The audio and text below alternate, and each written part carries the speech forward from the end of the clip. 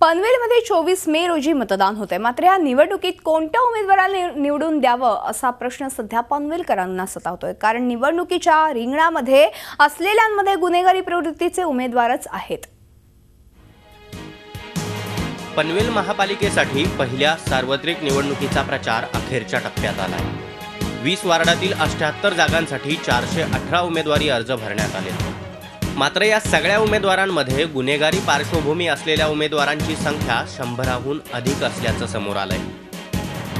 गुन्हेगारी पार्श्वभूमी असलेल्या उमेदवारांमध्ये सगळ्यात जास्त संख्या भाजपच्या उमेदवारांची आहे।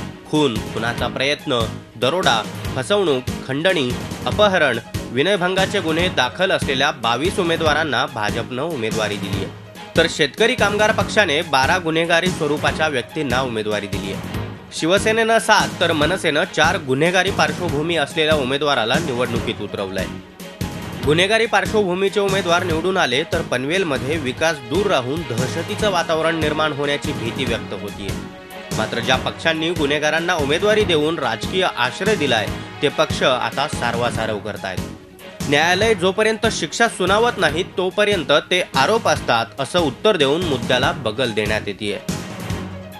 आंदोलनाचे काही गुन्हे असतील तर त्या गुन्ह्याला गुन्हा म्हणता येणार नाही, कारण लोकांसाठी, लोकांचा आवाज उठवण्यासाठीचा तो गुन्हा आहे। आणि कुठलाही गुन्हा हा जोपर्यंत न्यायालयात सिद्ध होत नाही तोपर्यंत तो गुन्हेगार आहे असं म्हणणं एखाद्याच्या बाबतीत अपमानाचं ठरेल। त्यामुळे मला असं वाटतं की अशा पद्धतीचं कुठलंही विधान करणं हे अशा वेळेला चुकीचं आहे। क्रॉस कंप्लेंट्स या नात्यानं कुठल्या ना कुठे खोट्या स्वरूपाच्या काही तक्रारी करायच्या आणि त्याच्या आधारे आमच्या लोकांना अडकवायच्या, अशा पद्धतीचे गुन्हे असलेले बरेचसे आरोपी याच्यामध्ये आमची मंडळी आहेत।